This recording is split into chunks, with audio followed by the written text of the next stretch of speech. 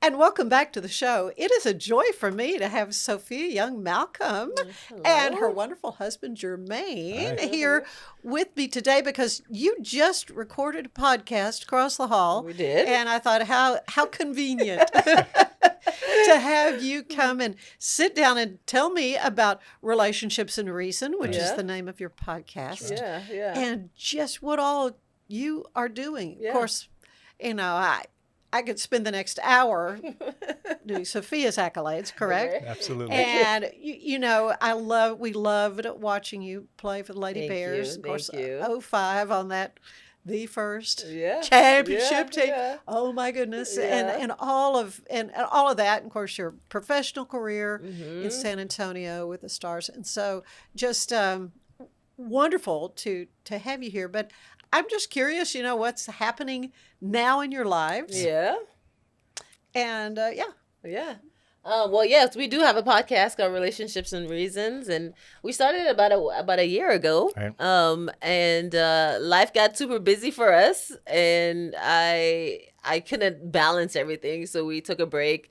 And since retiring from Baylor this past May, we decided that we were going to pick it back up again, and so that's what we've been doing, which is why we're recording across the hallway. So maybe you want to tell a little bit about Relationships and Reason, why we started it. And Yeah, so Sophia's always wanted to have a show, by the way. Like, she always wanted to do something with interviews and talking to people and really hearing their stories.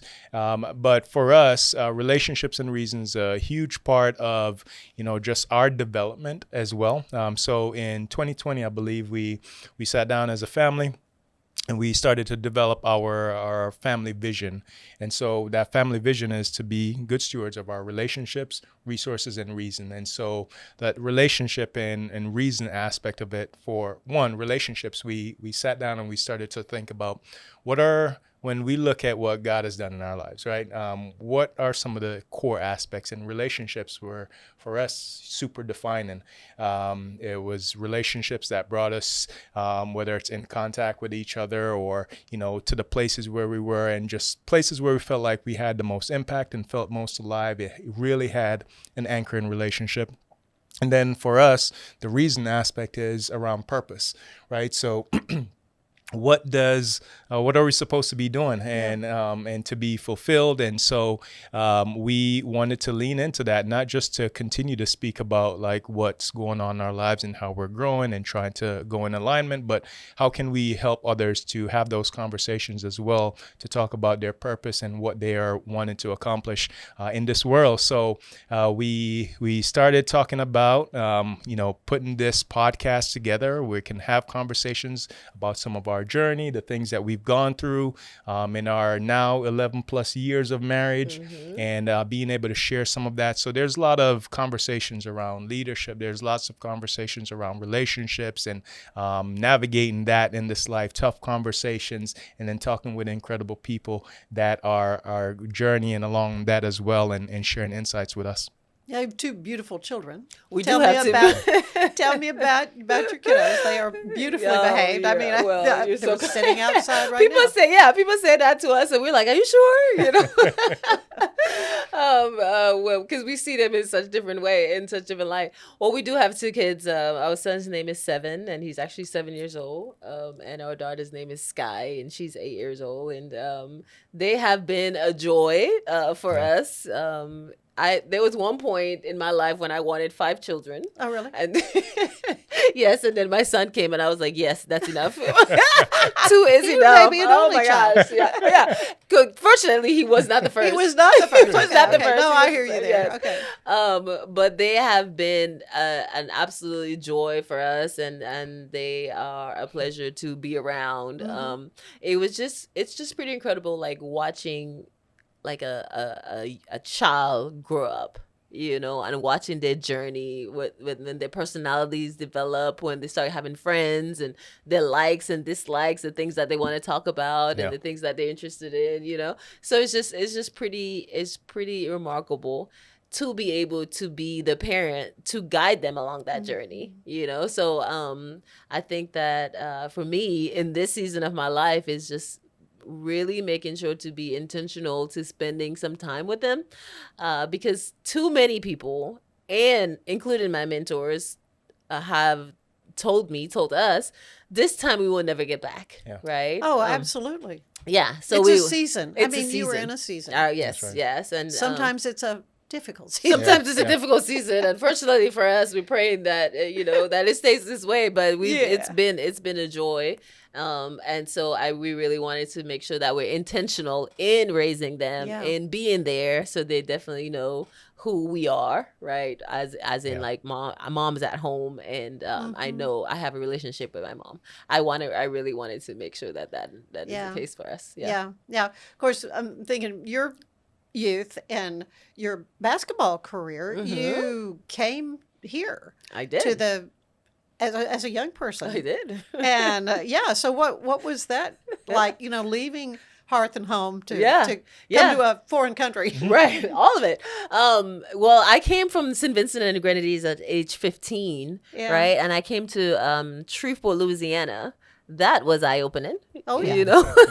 Coming from an island where it's like everybody's outside, everybody knows each other. It's hot, and my culture is just loving and caring, and everybody know who you are. And obviously coming to the U.S. where I didn't know anyone, right? Sure. Culture's different. Speak English, but my English was British English also, and realizing like I speak differently, and my accent, I had to change my tone of way I spoke, and there was a lot of intricacies that I had to relearn or learn for the first time. Navigate. Really, yeah. And so my first year in the U.S. was just really, really challenging. And basketball became that like happy place or a way of escape for me to just kind of get away from missing home, missing family. And whenever I was on the basketball court, I just didn't think, I was too tired to think. And from that, a love of the game developed. And, I was able to connect with we talk about relationships, and one of the reasons why our podcast is called Relationships is because if it wasn't for relationships in my life, in Jermaine's life, we wouldn't be where we are today. Like if it literally wasn't a relationship in Shreveport, I would not be at Baylor, right? Because Baylor didn't recruit me, like Coach Mulkey didn't go to an event and saw me play and send me a letter, right? That's the recruiting process. Like she didn't come in and say, "Oh, I've been watching you," Right, since you were in the 7th grade. Correct. Yeah, which yeah. they do. Yeah. No, it wasn't that. It was simply a relationship with my AAU. I guess you would consider my AAU coach, and his daughter that worked for Kim. And him telling her, "Hey, Kim, you need to come watch." You need to check out literally Sophia. a relationship that got me to Baylor. Yeah. Yeah. Did you even dream that you would have the success on the No basketball way. court? Absolutely no. Well, my daughter at this point does not like basketball. Right? I was going to say she's got some height on her. She does. I don't know where she got it. I don't know either. But she does. But I'm thinking. Yeah. She doesn't want to bounce that's a the ball. hope. That's a hope. That's a hope. No, but she might yet. Hopefully she changes. But when I was a young person, I did not like basketball either. Okay. But I had a reason, because in the Caribbean, basketball wasn't a big deal. Like nobody really played it. So was soccer or what? Soccer, kind of big thing? netball. I don't know if you've I even do not heard know what that exactly. is. Soccer, netball, cricket, track. Those track. are some of the fundamentals in the Caribbean. Yeah. And then volleyball, a little bit of volleyball. But I didn't grow up watching basketball to where I'm like, oh man, I want to play professional basketball. Like, wasn't even a thought to go to college to play basketball. Nothing like that until I got to the U.S. And then my high school coach was like, hey, you could probably play in college. And I was like, okay, Cool. Yeah, that's, okay, I'll try. Yeah. Because basketball was like my way of escape from missing home. Right. That's where your that homesickness. love, Yeah. That's was your where cure that. for that. Yeah, that's literally where that love started falling into place. Yeah. But that was 15, so my daughter still have hope. Oh yeah, absolutely. Yeah. That's still the place. But still, I'm thinking 15 is pretty young to take a major step like that. Sure. So. Yeah. Whenever you do something in your youth, in your life, and you look back at it and you're like, there's no way that I will let my daughter do that. I was wondering about that. At 15, would you let her? Oh my gosh, there's no way. Right? And so then I There's wonder, no how way. did your mom handle that? Yeah. Well, that is something that I've asked her before, and I think part of we came from a very poor family in a poor country, and one of the things that she wanted for us is for us to have a successful life in whatever way, and coming to America was like, you come to America and the thought was you automatically became successful. That's our perception back then. And so the opportunity was, okay, well, you can come to the US and who knows what would happen. Yeah. And so she was just like, go try, and so I just thought, like, it took a lot of courage for her to do that. That's what I'm thinking. Yeah, absolutely. That's what I'm thinking. Some tears. Yeah, of course. And I'm truly grateful. Yeah. Siblings? You have siblings? I do. My mom has 6 of us. Oh. Which is why I wanted 5 kids. And then when we got married, I was like, how many kids do you want? And he was like, as many as we can afford. Oh, okay. All right. So, Jermaine, your turn. Tell me about your upbringing and where you came from and your journey. Yeah, so I grew up in Jamaica, and so in the Caribbean as well. And got an opportunity to come to the U.S. My mom filed for me to be here in the States. I came to Texas, San Antonio, and really my journey began in trying to receive a scholarship to go to college. I saw individuals that were playing sports, and they were actually getting money to go to college. Oh, yeah. And so I had one mission when I came to the States from my grandfather, and it was to get your education. And so I was trying everything that I could. And in doing that, notice individuals playing sports and getting money to go to college. And so tried every sport that I could that would allow me to play. And until my sophomore year, a coach, again, relationship, came and said, hey, know what you're trying to do. If you try this ridiculous game of football that you guys don't play in Jamaica, I think you could get there. And so I thought he was crazy, but trusted that process and learned the game of American football. And So what part did you play? I mean, what position? Yeah, so what I played did you play? I played a receiver. You were a And receiver, yes, okay. yes, and it was crazy because I couldn't catch a goal. And so it was That's a problem. yeah, I was fast, but I eventually caught enough balls so that I could actually get a scholarship. And so it was good, and I was athletic enough and got opportunities to play at Illinois State University. Yeah. And doing that, just my eyes opened so much to the world and what is here in the U.S. and all the things that you could do. And so from there, started to really pursue entrepreneurship. I wanted to do a lot of the things that, or even kind of create some of the processes and things that changed my life. So went into mentorship, developed a nonprofit organization my last year of college. And when I graduated, and trying to apply for different jobs as well, and going through that nonprofit organization, that's actually how Sophia and I met. We actually met through the dating website called LinkedIn. Well, She likes to, yeah, I was looking you up on LinkedIn. I did not know it was a dating site. yeah, that's what she calls it. Most people don't. But yeah, building entrepreneurial ecosystems in small and mid-sized cities. That's right. I'm like, Yeah. what does that mean? What does that mean? Yeah. So for the folks that are working with entrepreneurs, I do a lot of work here, even in Waco here with Startup Waco. And so Yes, for right. organizations that are working to build up and support entrepreneurs, so it could be the Startup Wacos, it can be chambers, it can be school districts, people that are trying to nurture entrepreneurship.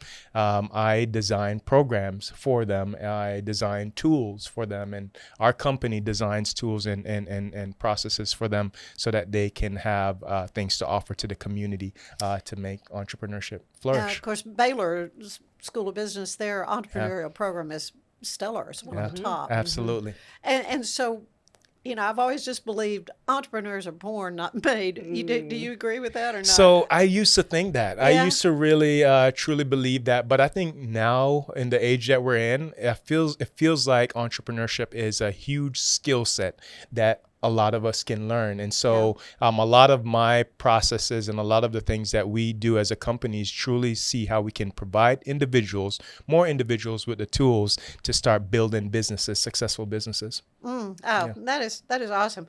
Well, need to take a quick break, but when we come back, I want to hear a little bit more about the whole relationship thing. Okay. All right? That's awesome. Stay with us. More of the show ahead. I just got my Colgate Advanced LED Whitening Treatment in the mail, and I am very excited to have dramatically whiter teeth in just 10 days. My teeth are going to be 6 shades whiter. The treatment is enamel safe and hassle-free. It's even designed for my sensitive teeth. Let's open it up. Inside we have the blue light whitening device. It's a charger for after each treatment as well. There's a full 10-day supply, and it looks easy to apply. Order yours today at shop.colgate.com. I really do appreciate the relationship insights Sophia and Jermaine bring.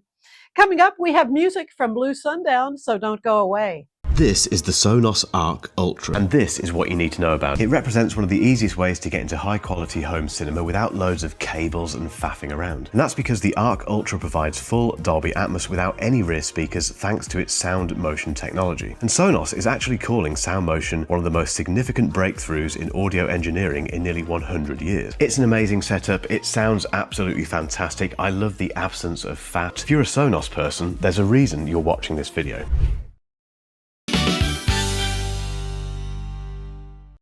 And we're back with Jermaine Malcolm and Sophia Young-Malcom, and it is good to hear more about your lives. But I really want to delve a little bit more into Relationships and Reason, which is your podcast. You've been doing for about a year.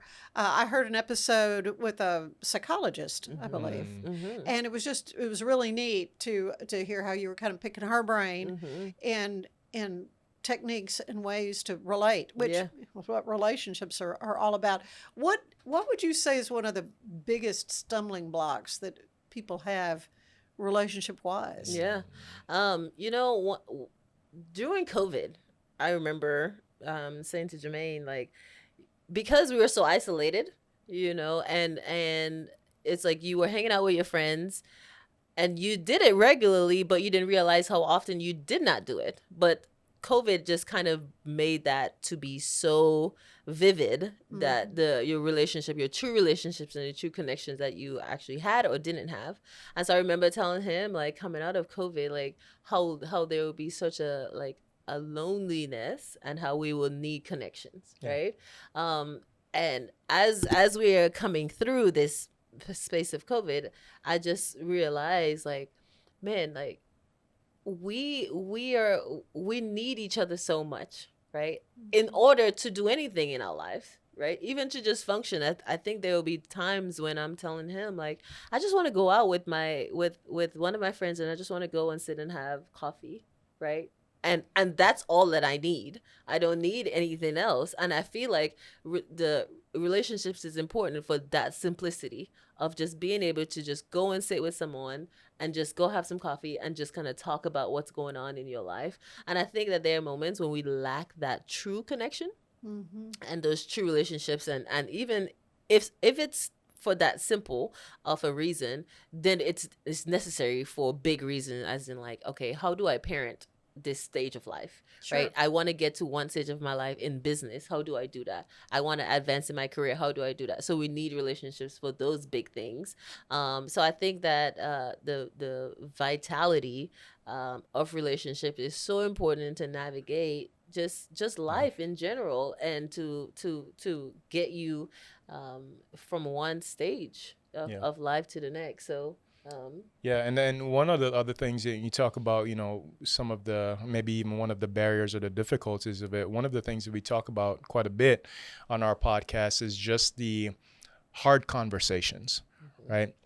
We don't, as individuals, as people, have enough hard conversations in order to grow together, grow closer.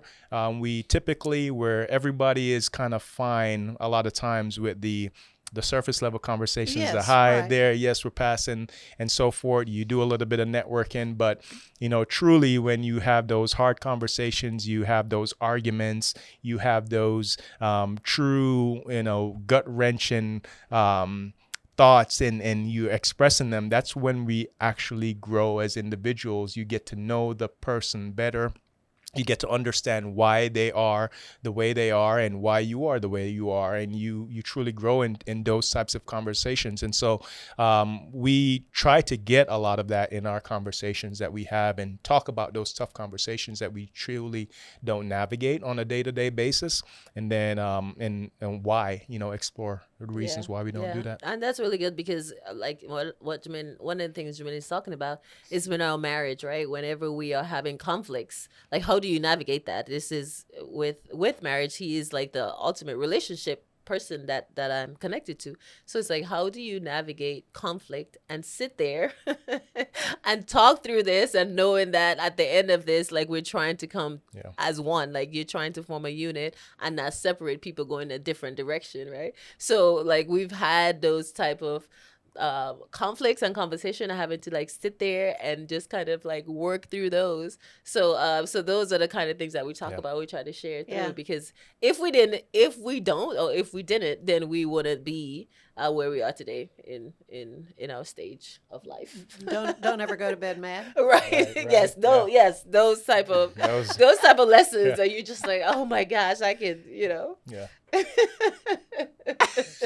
Yes.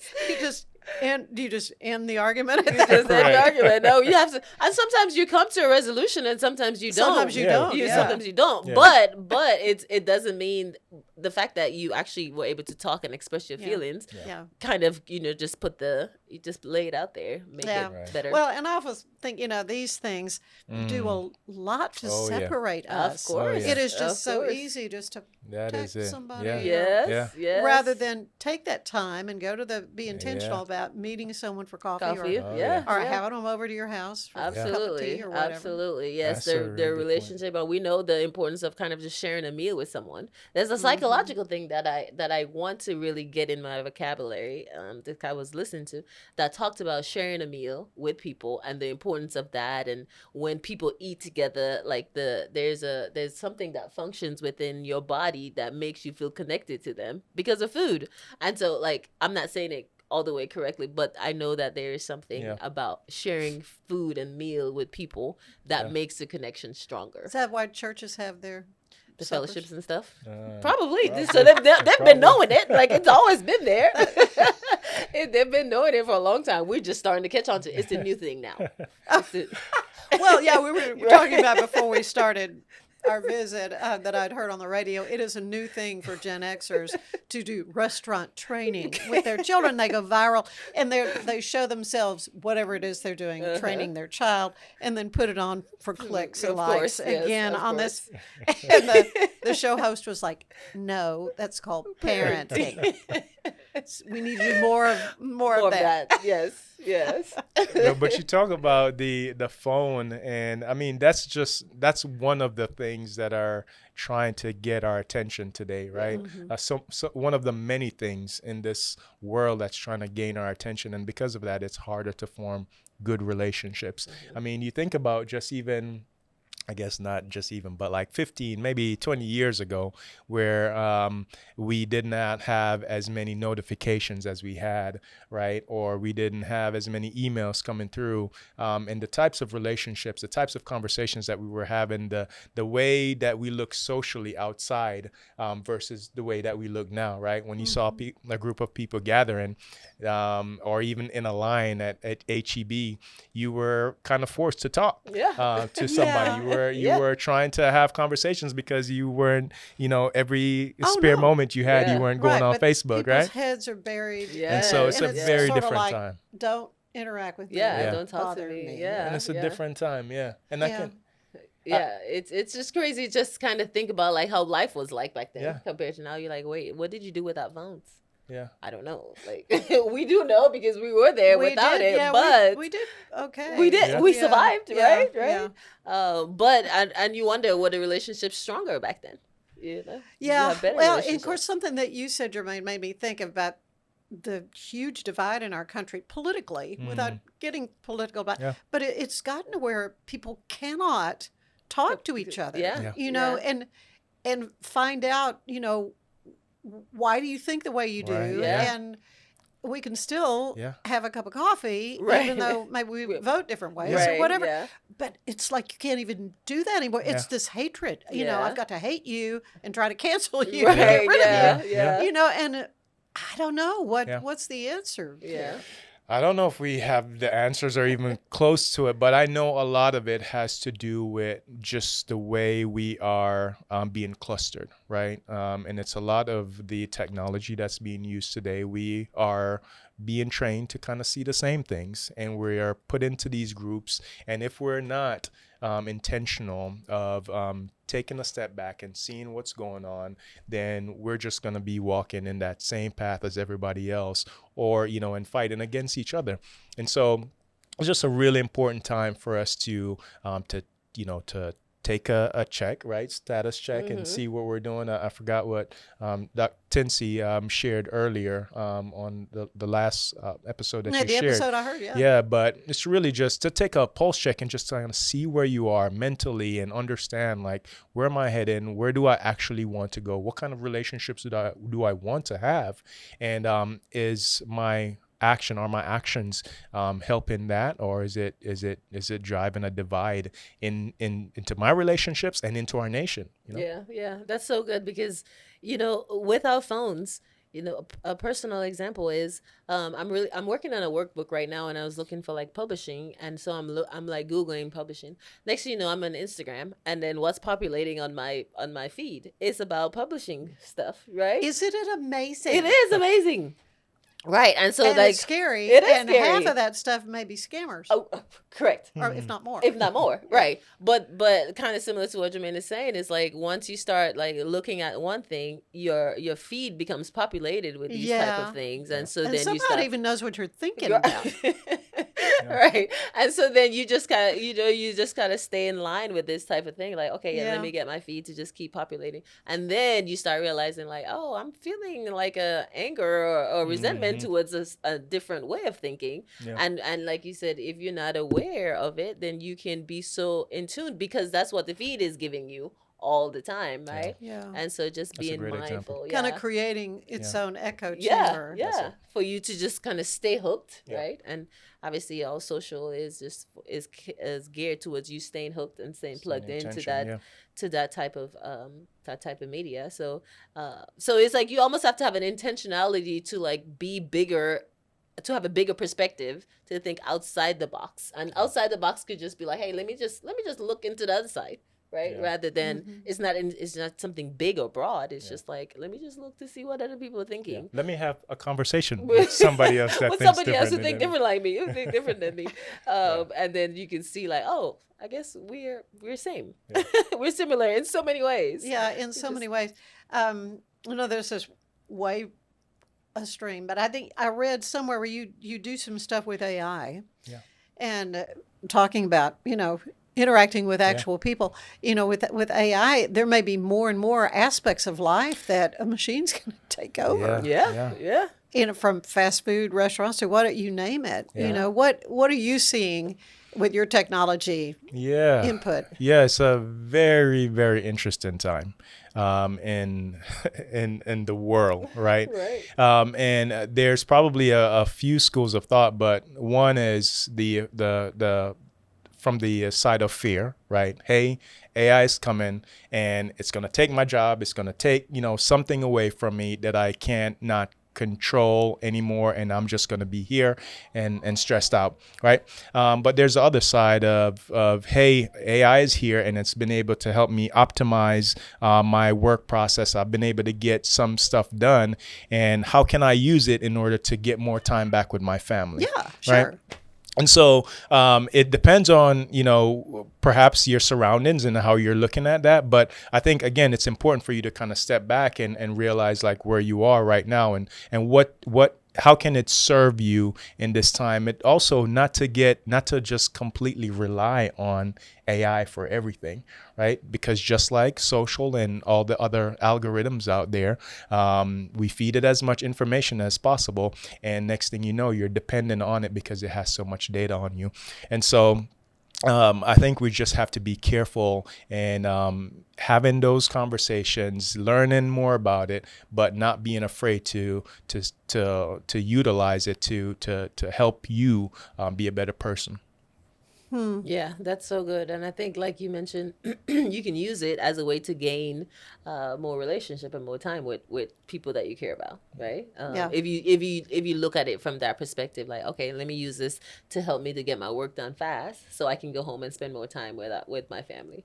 But if you're not thinking like that, again, for us, relationships is important for us. So whenever we think about using AI, it's like, okay, how can I be the most efficient with this time to make sure that whenever I'm having my family time, I'm not interrupted, by that. Because at the end of the day, AI is a machine, but you still need people to actually like laugh with and talk with and to feel connected and to feel purposeful, right? Sure. As you navigate life. Yeah.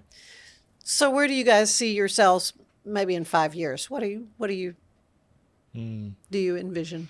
Yeah, Sophia, what do you see?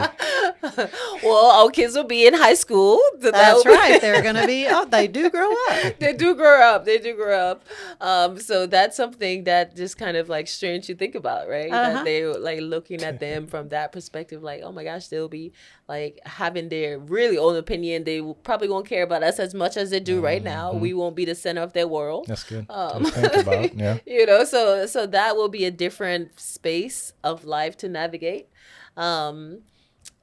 Career-wise, I don't know. I think for me, maybe ministry of some sort, where I'm working with athletes and taking them around the world to like serve other people and spread the gospel.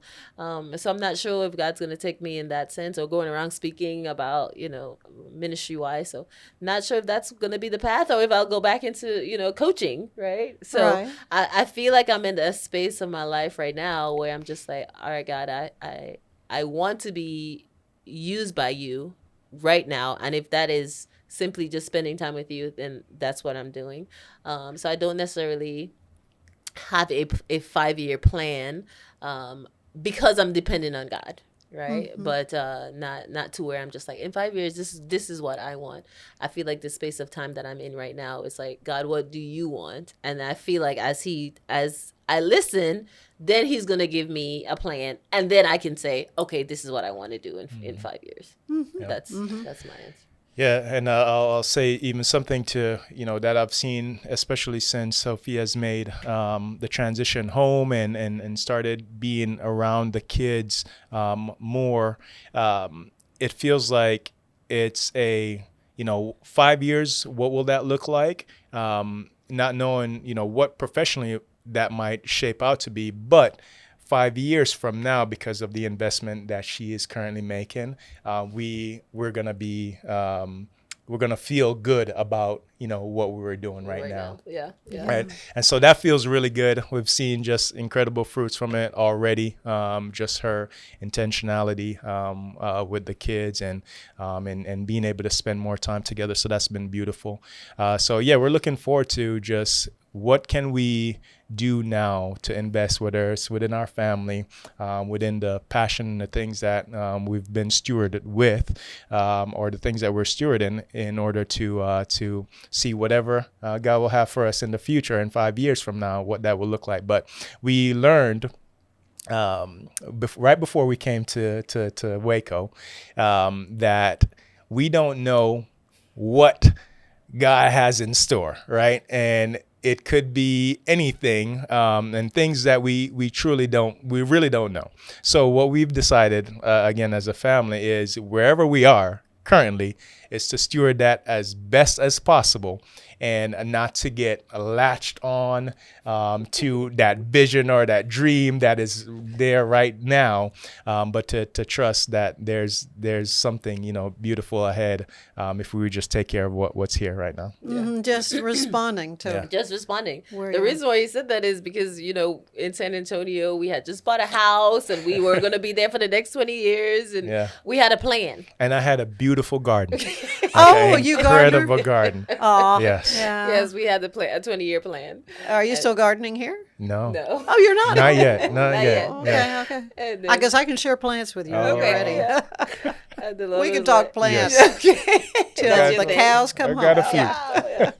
Good. Yeah. Good. And the Lord was like, yeah, nope, you gotta go. And so Yeah? we're just like, Yeah, oh, and you just- yeah. Okay. Yeah. So we've been from that life lesson, we've just like, all right, we want to navigate and move whenever you say, but we want to be planted wherever you tell us to be. So if Waco is the place, then we want to be here. We want to be intentional about being here and Yeah.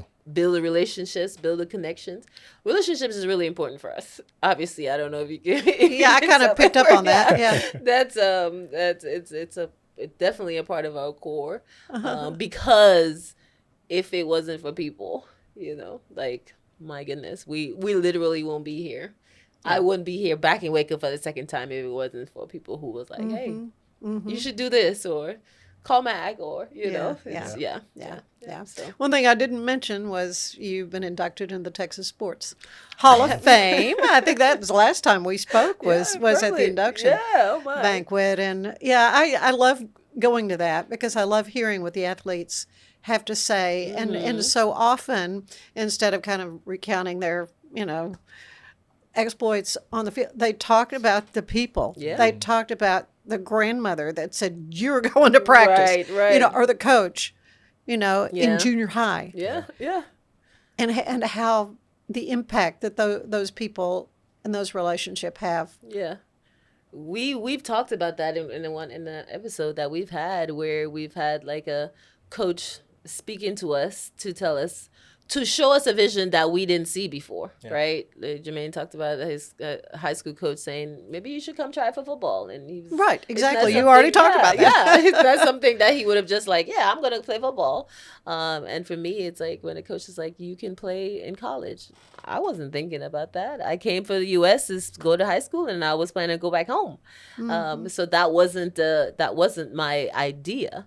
But other people just saying something, speaking into your life, people just navigating with you, walking you through tough moments, you know, in high school, in college, and professionally. Like, I've always had just one or two people that I knew I could count on, right? That were staples in my life in those seasons. And so if it wasn't for them, I definitely would have been as successful as I've been. Oh, So, yeah, absolutely. yeah. So how can folks find your podcast? Yeah. So wherever you're listening to your podcast, you can look us up, Relationships and Reason. We're also on Instagram, trying to share some stuff, but not to keep you on Instagram. Right? So, look us up, Relationships and Reason, wherever you're finding podcasts. Oh, that's good. I have just enjoyed so much getting you. to know you both better, and I want to have you come back. Yay! Good deal. Thank We'd you love for to be having us. back. We'd love to be back. Yeah, so this has been awesome. Thank you, Sophia. Thank you, Jermaine. You got it. Thank you. You stay with us. There's more of the Ann Harder Show ahead. Stick around. Elizabeth Riley has your Act Locally news. I wanted to share a secret. I travel internationally every year. I struggle with insomnia both at home and especially in hotels. When I saw something called Fly Kit, what it promotes is there are herbal supplements to take that help you get your circadian rhythm reset into a new time zone. This was life-changing. It's called Fly Kit. I got 2 programs of it. My favorite aspect of the Fly Kit is it tells you when to sleep.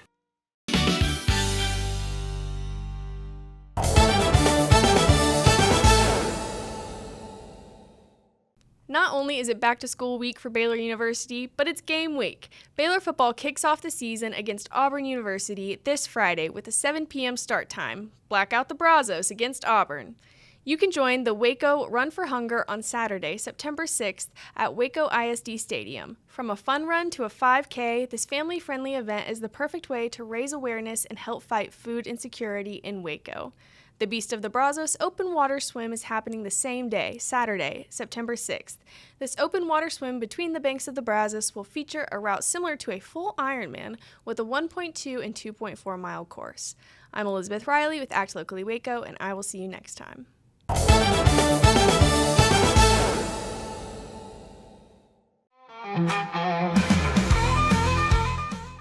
Ready? 1, 2, 1, 2, 3, 4.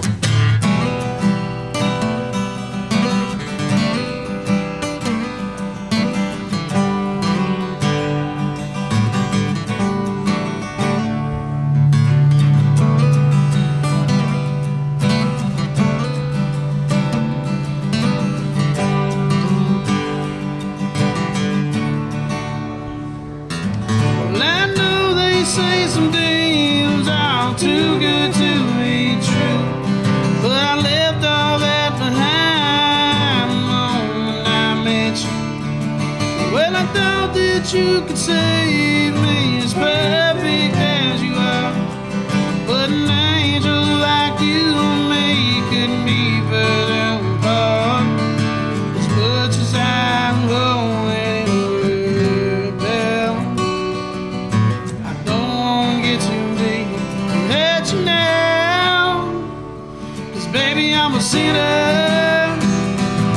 Don't stick around me, 'cause I ain't the man you think I am. Never was and I'll never be. Well, I don't know how to stay, so I have to let you go. And I wish I didn't have to, but the truth is we both know, baby, I'm a sinner.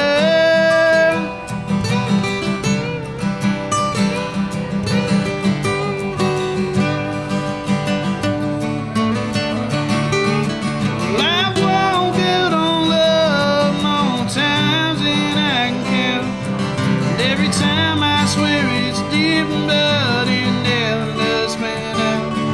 Well, you're the perfect girl I never thought that I would come across, and I don't deserve you now, no girl, now I'm this lost. I like to think that maybe I could change, but I love you way too much to lie to you again. Baby, I'm a sinner. Don't stick around me, 'cause I ain't the man you think I am. Never was and I'll never be. Well, I don't know how to stay, so I have to let you go. And I wish I didn't have to, but the truth is we both know, baby, I'm a sinner.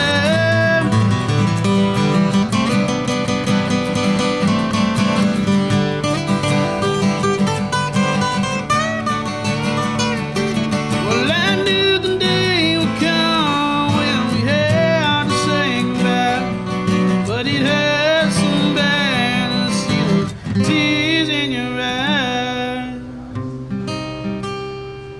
'Cause baby, I'm a sinner. Oh, don't stick around me. Well, I ain't the man you think I am. Never was and I'll never be. Well, I don't know how to stay, so I have to let you go. And I wish I didn't have to, but the truth is we both know, baby, I'm a sinner. Yeah. Well, baby, I'm a sinner. Yeah.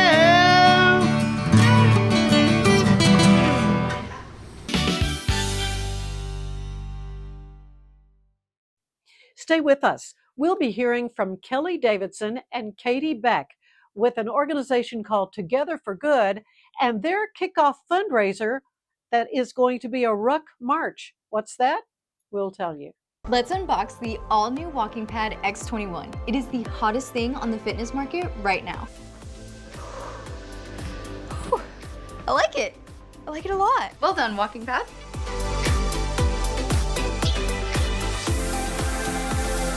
So after using the walking pad, I absolutely loved it. For the price, I adore it. I highly recommend it. And welcome back to the show. There is a wonderful event coming up. It is a first-time event, and you know how I love talking about first-time events. And it has to do with rucking. And I'm not sure if you've seen anything about this, but I saw an ad on Facebook. Go figure. And so I bought a rucking vest. Yes, you did. And guess what? There is going to be a wonderful event coming up on the 6th of September, and it's benefiting an amazing organization. And I have with me today Kellie Davidson, who is the site director for Together for Good Waco, and Katie Beck, who is a volunteer with it. And you have your light little ruck vest here. Okay, and yours is probably way heavier, and you just picked it up like a feather. Mine is like 8 pounds. Anyway, so let's start off and tell everybody what Together for Good is. Kellie, if you would. Yes, thanks so much for having us today and to share. Together for Good, so we started about 2 years ago here in Waco. And the mission of our organization is we create pathways for the local church to come alongside vulnerable children and families in Christ-centered ministry. So, as an organization, we really do believe that no family should have to walk alone. And so social isolation is really an epidemic that a lot of people across our country are facing, but specifically here in McLennan County. And so we very intentionally provide relational supports for most often single-parent households. And then we have a group of volunteers wrap around that family, offering them the support when they need it most. So I'm really passionate about it for a lot of different reasons. But the main ways that our volunteers step in and serve, we have people come through our training and verification process to be what's called a host family. And so a host family provides the temporary overnight care of kids inside of their home. So we offer a couple different types of hostings. The first one's called a respite hosting.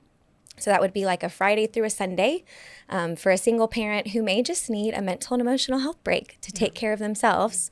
A lot of the families that we work with, we have a parent, they're working 1, maybe 2 jobs, they have multiple kids, and we know how exhausting that can be. And so that respite hosting gives them an amazing break to take a breather, take care of themselves. It increases their parenting capacity and lets them know that they're not alone. And then we can also provide crisis hostings in the community too. So if a parent is facing no crisis is ever planned, and so usually they're unexpected. And so very quickly parents need to identify someone who can take care of their kiddos as they're facing a crisis. And so that's when one of our crisis host families can step in and provide a longer term hosting so that that parent has the support they need as they face a crisis too. Katie, as a volunteer, what has Together for Good meant to you? Oh, gosh. Well, when I first heard about Together for Good, a mutual friend kind of set us up on a coffee date, if you will. And so I got to learn about what Kellie was getting started here in Waco. And there's other chapters around the nation as well. I was going to say, this is a national organization. Yes, that's correct. It is. So I was really excited to hear about it. I grew up with 9 foster siblings. And Together for Good is not foster care, but there's some, they're connected in a way. And so growing up with foster siblings and a single parent as well, I got to see all of the burdens that being a single parent will carry, and then also all the burdens that foster kids are facing, and that they feel day to day. And so Together for Good really helps maybe prevent kids from going into foster care and giving families in crisis the help that they need when they need it.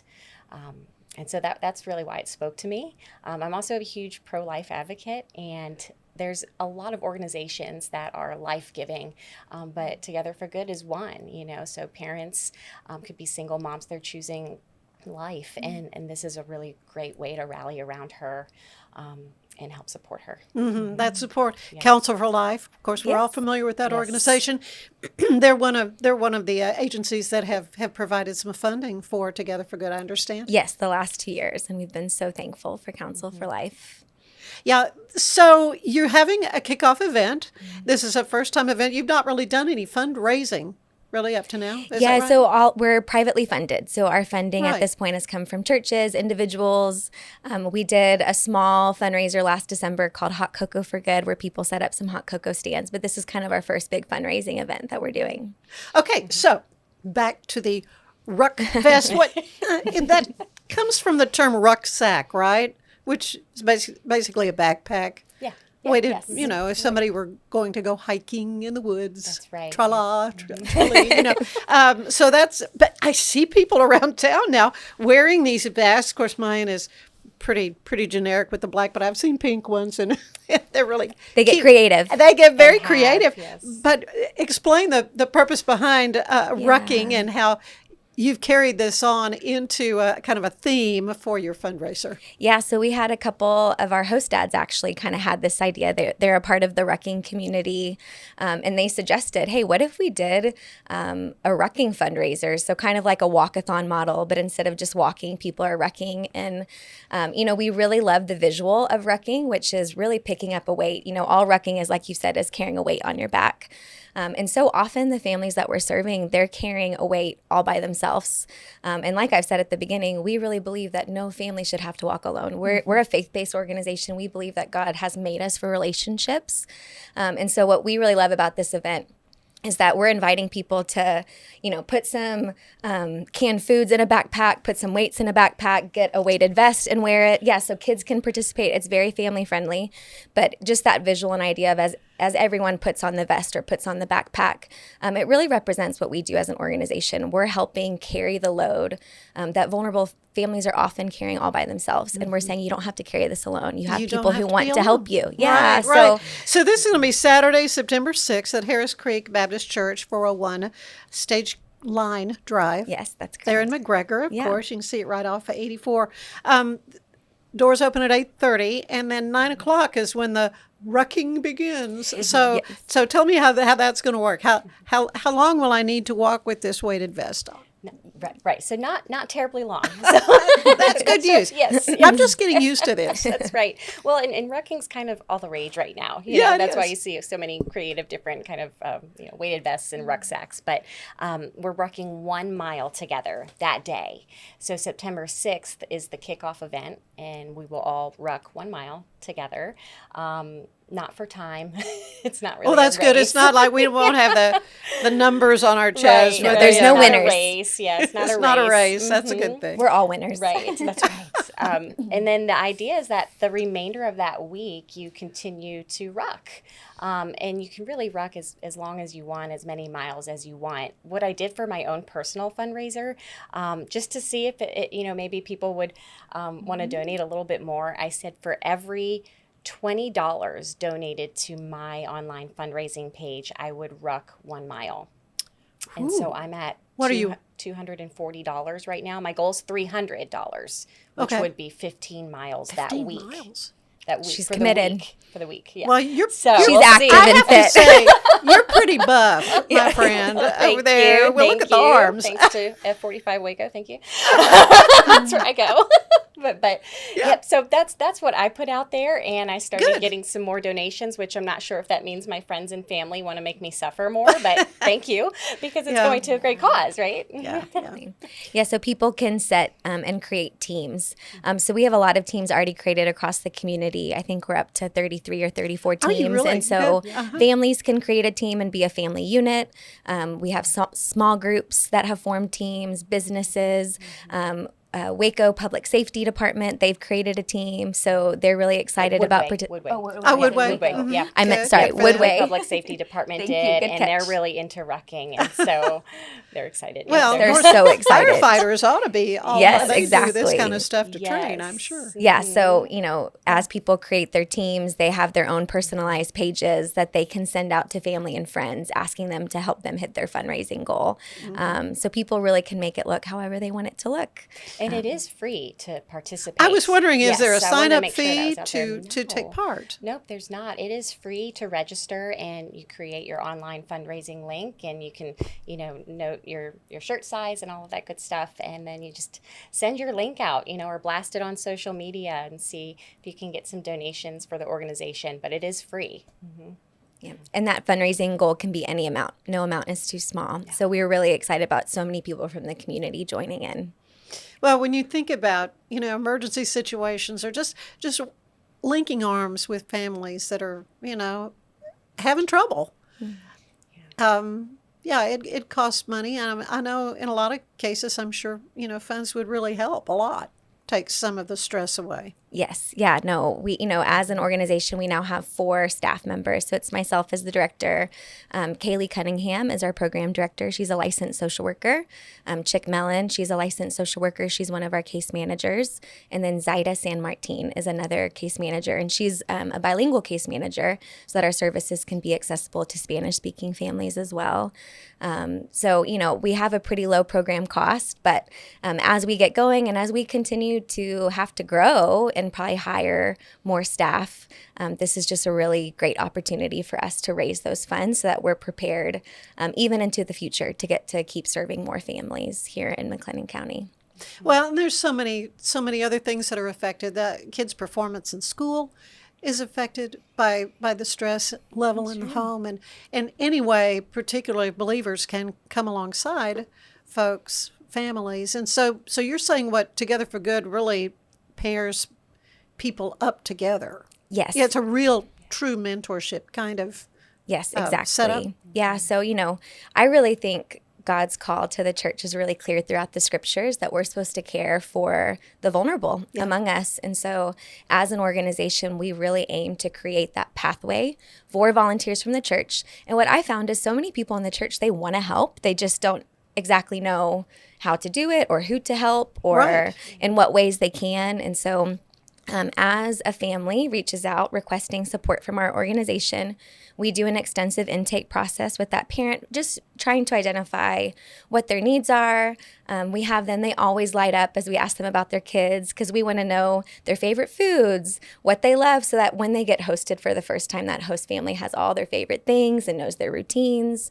And then we try to create very intentional pairings between our approved host family with the family that needs support. And so those kids can have a hosting with that family we pair them up with. But we also have volunteers through the local church who serve as parent advocates. And so that role is like a mentor for the parent.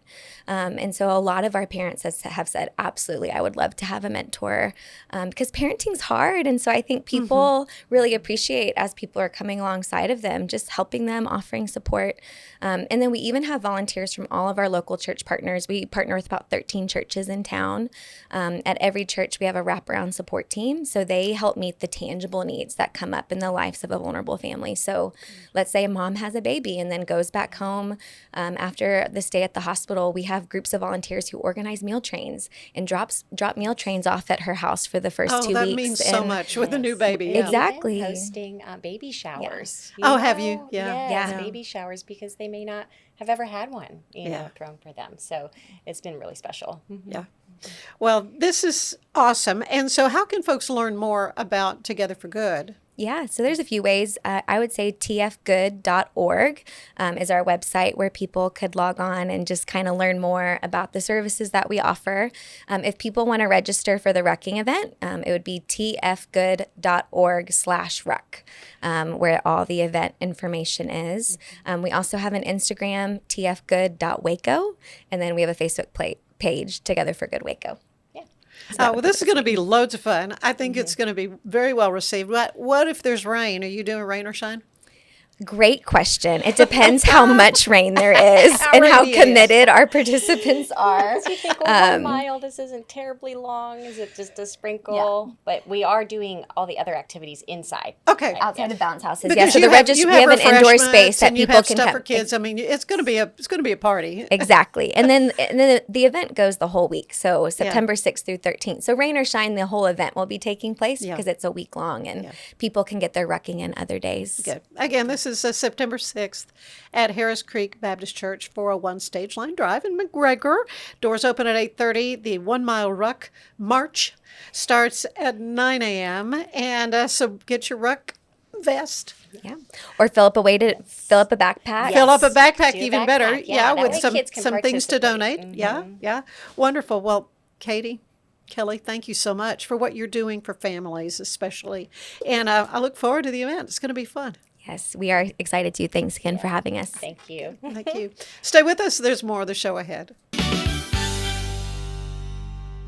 If I've learned anything in the last year, it's that to show up as my best, I need to make intentional choices. And that goes back to the absolute basics. Number one, it's I have to move. And number two, to stay hydrated. I have been using molecular hydrogen from Water and Wellness to support my health and well-being. It helps with energy, recovery, liver health, and more. The hydrogen has been a game-changing addition to my own wellness routine. The tablets dissolve into my water and deliver powerful minerals to help my body feel its best all day long. Thanks for being with us. Join me tomorrow when my guests will be Doctors Bob Darden and Stephen Newby about their new book on Christian music artist Andre Crouch. Soon and very soon is the name of it. We'll see you then. Have a good day.